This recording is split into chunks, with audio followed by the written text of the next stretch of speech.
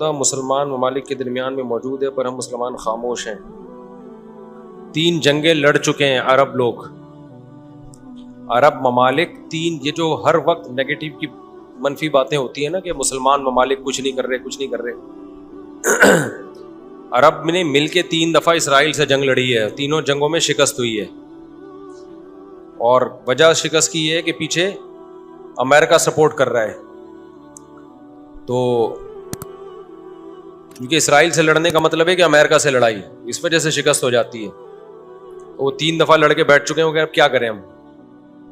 ہونا یہ چاہیے اگر تھوڑا سا بارڈر کھول دیں نا تو پوری دنیا کے مسلمان پیدل ہی اسرائیل کو فتح کر کے آ سکتے ہیں۔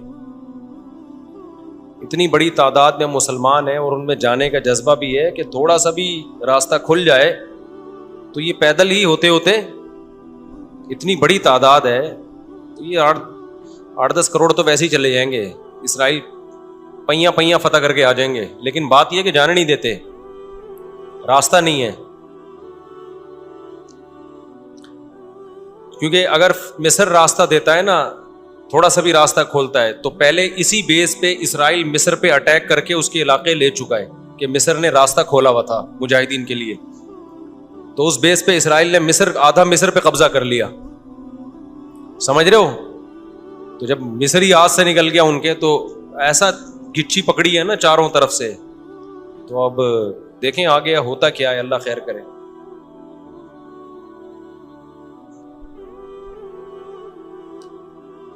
دیکھو ایسی لڑائی جس سے اگلی دفعہ اس سے بھی جائیں، یہ تو کوئی بھی دنیا میں عقل مند اس کا مشورہ نہیں دے گا نا۔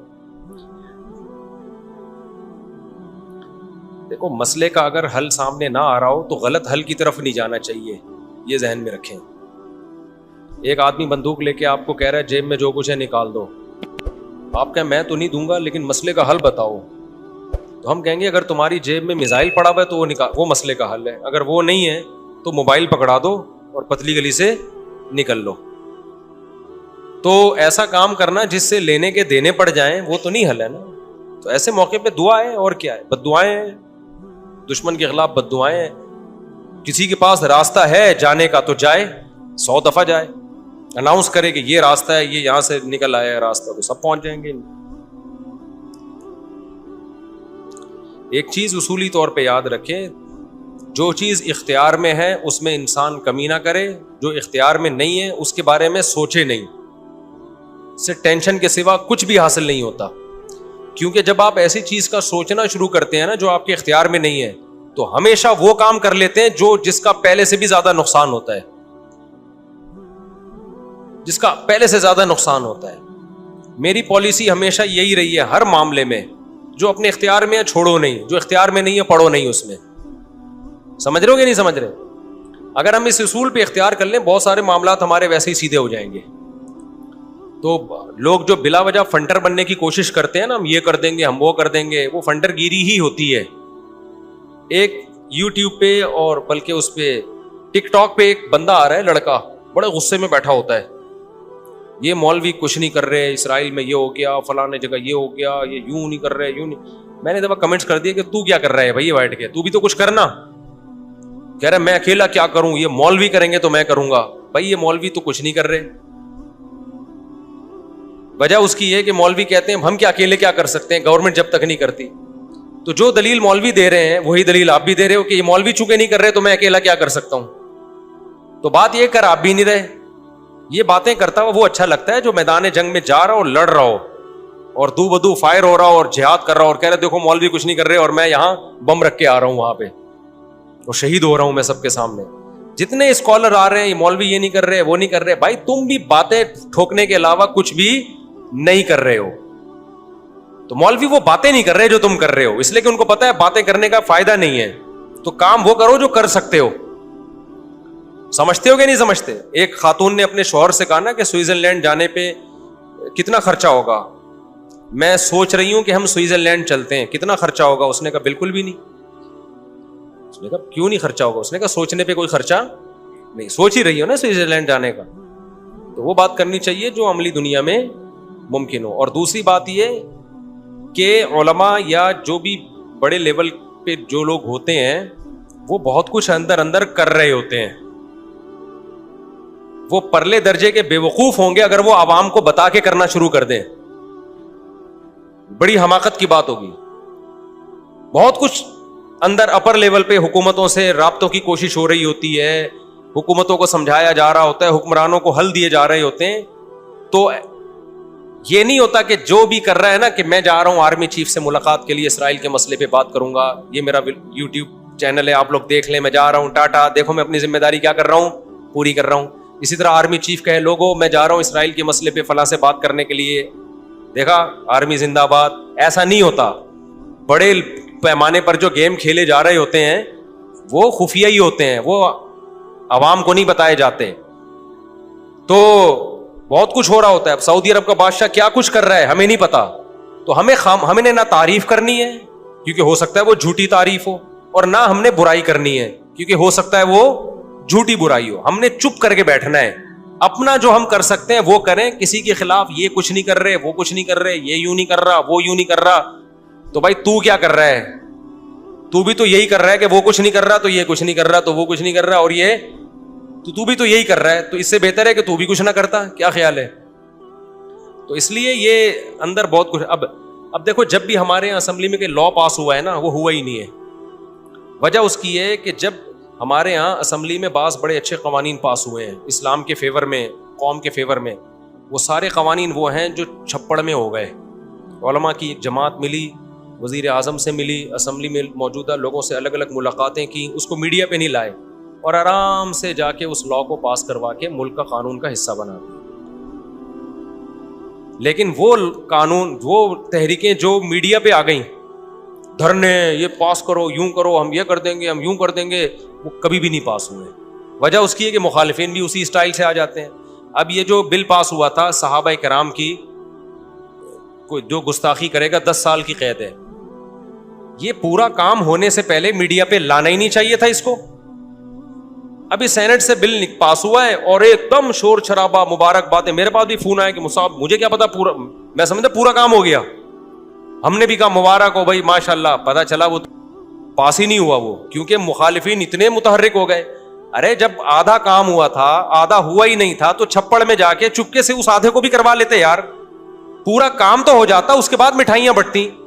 پھر بھی مٹھائیاں بانٹنے کی ضرورت نہیں تھی. کیوں دشمن کو آپ جوش دلا رہے ہو؟ چپکے سے ایک کام ہوتا, آرام سے ہو کے ختم ہو جاتا. لیکن چونکہ منجن بکتا نہیں ہے عام طور پر, لوگ کہیں گے یہ مولوی کچھ بھی نہیں کر رہے, تو لوگوں کی نفسیات لوگوں کو پتا ہے. لوگوں کو پتا ہے یہاں شور شرابے پہ زیادہ ووٹ ملتے ہیں, کام پہ کوئی بھی لفٹ بولو نہیں کرا. ہمیں یاد ہے جامعۃ الرشید نے ایک دفعہ کوشش کی کہ لا پاس ہو جائے کہ حرام نہ پاکستان سے ایکسپورٹ ہوگا نہ امپورٹ ہوگا, حرام گوشت. اب جامعت کی انتظامیہ نے چھپڑ میں چپکے سے جا کے نا اندر جا کے وہ اسمبلیوں میں لوگوں سے ملے اور پاس ہو گیا قانون. لا بن گیا کہ پاکستان سے نہ حرام گوشت ایکسپورٹ ہوگا نہ امپورٹ. بعض سیاسی جماعتوں نے جن میں ذرا بھی ان کا حصہ نہیں تھا اس قانون کو پاس کروانے میں, جن کے پہلے بڑی ریکویسٹیں کی جا رہی تھی یار کچھ, انہوں نے کچھ بھی نہیں, لیکن انہوں نے جو جلوس نکالا. بہت پرانی بات ہے, آپ کو پتہ نہیں چلے گا کس سیاسی جماعت کی بات ہو رہی ہے کہ جی ہمارا لیڈر زندہ باد, اور دیکھو یہ قانون کیا کر دیا اس نے, حالانکہ کخ بھی نہیں کیا تھا اس نے. ٹھیک ہے, لیکن لے کے وہ لے گیا بھائی, وہ فیور لے گیا سب کچھ. اب جو پاس کروانے والے لوگ تھے جنہوں نے محنتیں کی, وہ حیران ہو رہے تھے یار کیا تو کچھ بھی نہیں ہے, فیور سارا کس کو چلا گیا, ان کو. تو یہاں آپ کے لیے پاکستان میں یہ فیصلہ کرنا کہ کون صحیح ہے کون غلط ہے, کسی کا باپ 100 دفعہ پیدا ہو کے مر کے پیدا ہو جائے, یہ فیصلہ کر ہی نہیں. یہاں اچھا وہ ہے شور زیادہ مچا رہا ہو, برا وہ ہے جو چپ کر کے خاموشی سے کام کر رہا ہو, وہ برا ہے. وہ ایسا ہے کہ کچھ بھی نہیں کر رہا, حالانکہ وہ بہت کچھ کر رہا ہوتا ہے. تو یہ آخرت میں ہی پتا چلے گا بھائی کون کیا کر رہا ہے. تو یہ فیس بک پہ نا آپ دیکھو, انسٹاگرام اور ٹک ٹاک پہ ہر تھوڑی دیر میں کوئی ویڈیو آ رہی ہے, مولوی کچھ نہیں کر رہے, یہ کچھ نہیں کر رہا. تو میں نہیں کہہ رہا کہ مولوی بہت کچھ کر رہے ہیں یا کچھ نہیں کر رہے, لیکن آپ اس کو بولا کرو تو بھی باتیں ہی پھینک رہا ہے. پھینکنے کا لفظ میں احتیاطاً اچھا استعمال کر رہا ہوں, آپ کچھ اور لفظ اس میں ایڈ کر دینا.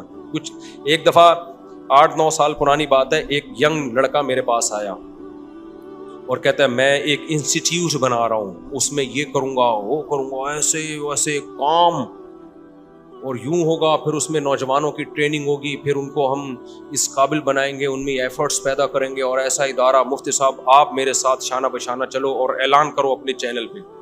اس وقت میری آڈیو آیا کرتی تھی, آڈیو بیان, بڑے جوش میں. جو اس کو لانے والا تھا اس نے بھی کہا بڑا زبردست آدمی ہے یہ وہ. میں نے کہا بھائی جان مجھے کیا پتا تو کیا کرے گا, خام خام میں مشہور ہو جائے گا. میرا دل میں, میں نے کہا اس کو زبان سے نہیں کہا, میں نے کہا دل میں تو پتہ نہیں کچھ کرے گا بھی نہیں کرے گا, میں اس کو اناؤنس کر کے مشہور کر دوں, بعد میں پتہ چلا چندے لے لے کے بھاگ گیا لوگوں سے. تو میں نے کہا یار آپ کا جذبہ, واہ سبحان اللہ, بہت زبردست جذبہ ہے, آپ کام شروع کر دو بغیر اناؤنسمنٹ کے. جب میں دیکھوں گا نا آپ اتنا کام کر رہے ہو اور جو آپ نے دعوے کیے تھے ان پہ پورے اتر رہے ہو, آپ کے کہے بغیر میں آپ کو سپورٹ کروں گا, پھر آپ کو میرے پاس آنے کی ضرورت نہیں ہوگی. میں کہے بغیر 10 سال ہو گئے اب تک کخ بھی نہیں ہوا, اور پھر پتہ چلا وہ بندہ چندہ خور بھی نکلا اور پتہ نہیں کیا کیا نکلا ہے. وہ بڑی بڑی فلمیں پاکستان میں پڑی ہوئی ہیں.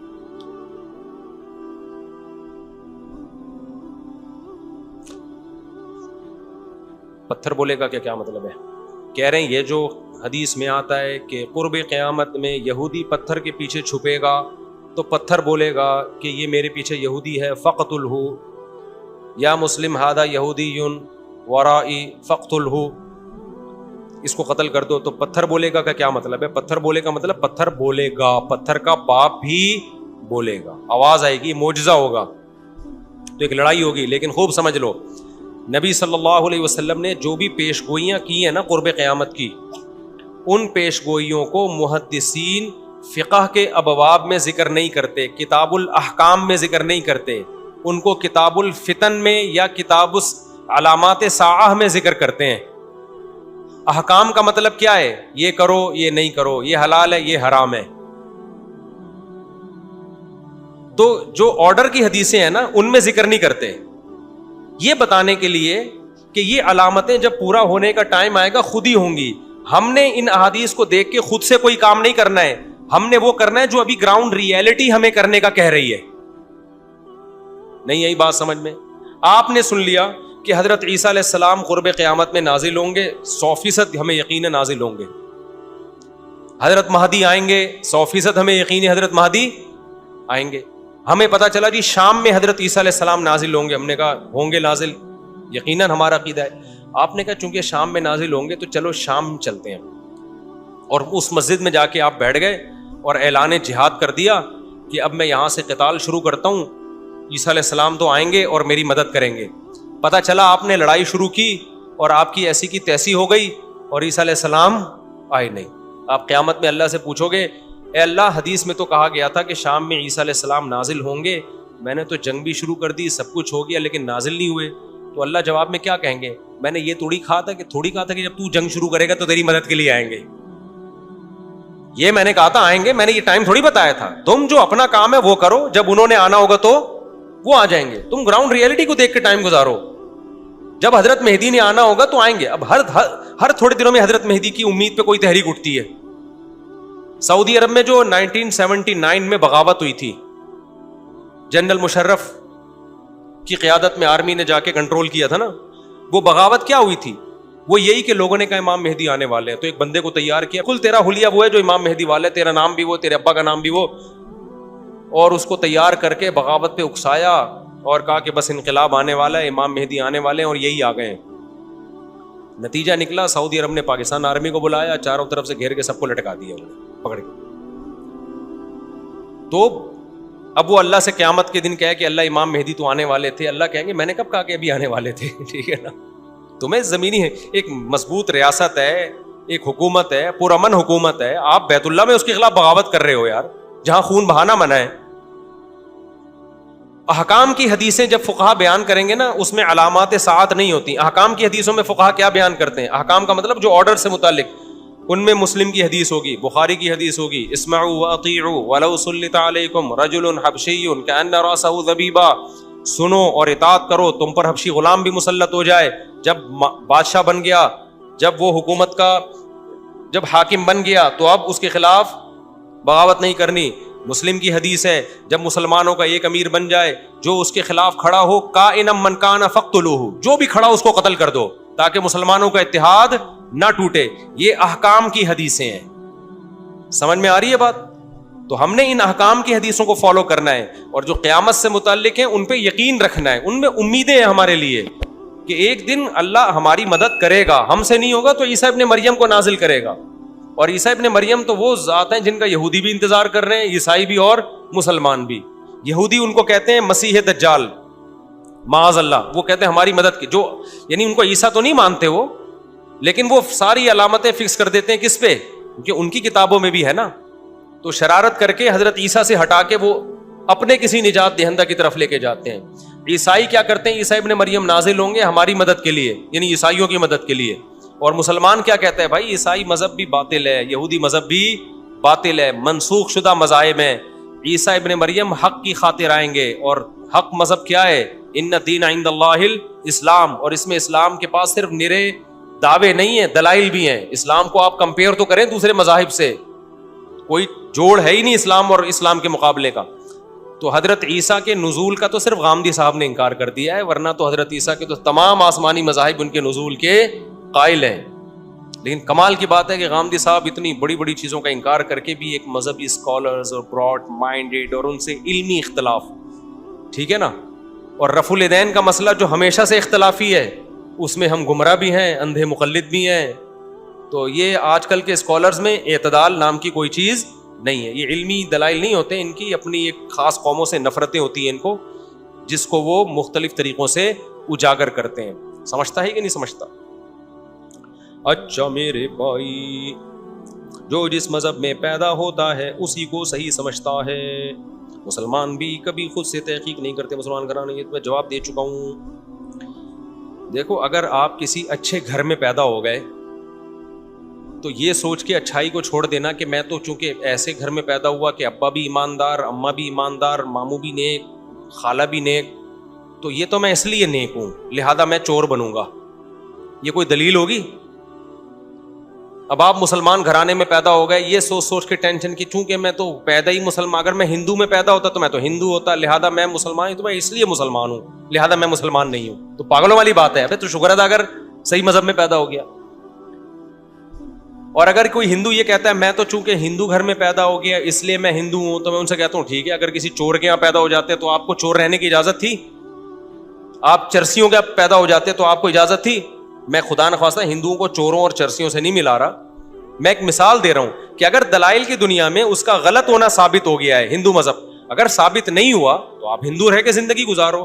اگر آپ یہ کہتے ہو بھائی دلائل یہ کہتے ہیں کہ ان پتھروں کو ہم بناتے ہیں اپنے ہاتھوں سے تو اللہ نے ان کو طاقت دی ہے, یہ ہماری بگڑی بنا سکتے ہیں, کرو بھائی آپ عبادت. لیکن اگر دلائل سے ثابت ہوتا ہے کہ یہ غلط ہے, پھر آپ اس بیس پہ اس کو فالو نہیں کر سکتے کہ میرے ابا ہندو تھے, میری اماں ہندو تھی. اس طرح تو پھر جو چرسی ہے وہ کہے گا میرے ابا بھی چرس پیتے تھے, میری اماں بھی چرس پیتی تھی. جو چور ہے وہ کہے گا میرا ابا, ہمارا تو خاندانی پیشہ چوروں کا ہے. یہ کوئی دلیل نہیں ہے کہ میں جس گھر میں پیدا ہوا اسی کو فالو کرنا ہے. ہاں, آپ جس خاندان میں پیدا ہوئے وہ اچھا تھا, اور جب آپ نے ہوش سنبھالا آپ کو پتا چل گیا بھائی اچھا ہے, پھر اس کو آپ نے پکڑ کے رکھنا ہے اور اللہ کا شکر ادا کرنا ہے کہ اللہ تو نے مجھے بڑی آزمائش سے بچا لیا, مجھے ایمان دے کے دنیا میں بھیجا ہے تو نے. بلکہ ہر بچہ